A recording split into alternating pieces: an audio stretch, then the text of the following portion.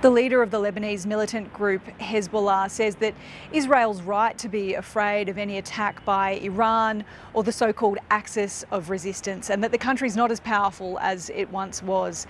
Hassan Nasrallah also says that any attack won't come quickly, that this nerve-wracking anticipation is actually part of the response.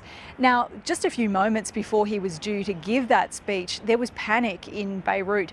Several Israeli warplanes flew low over the capital, breaking the sound barrier, causing these huge sonic booms that rattled the windows and also the population that's already on edge.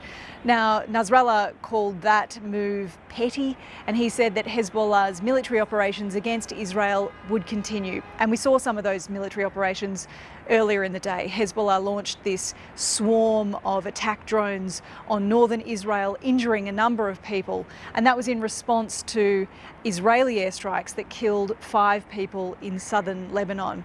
Now, we've seen this kind of tit-for-tat exchange across the border since the war began in October.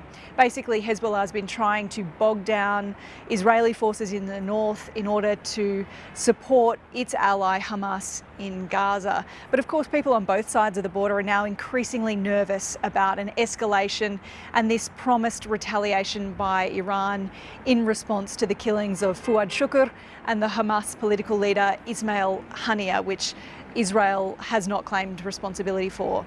Now, world leaders are trying desperately to avoid that. They are trying to take the heat out of the room, and we've seen world leaders from Egypt, Turkey, the EU, the US, all trying desperately to avoid this from spilling over into a broader regional war. And today, we also saw reports that Russian President Vladimir Putin had been in touch with Iran, urging the country to avoid civilian casualties in any attack it launches against Israel.